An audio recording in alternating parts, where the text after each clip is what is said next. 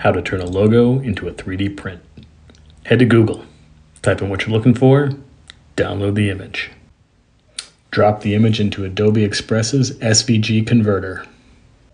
Head to Cloud Convert and drop that SVG to the DXF converter. Download. Once you have your DXF, drop it into your modeling software. Go through and extrude the shapes. Make sure you have the appropriate layers in different colors. Then export your print as a 3MF file. Import it into your slicing software, double check your layers, and get ready to print.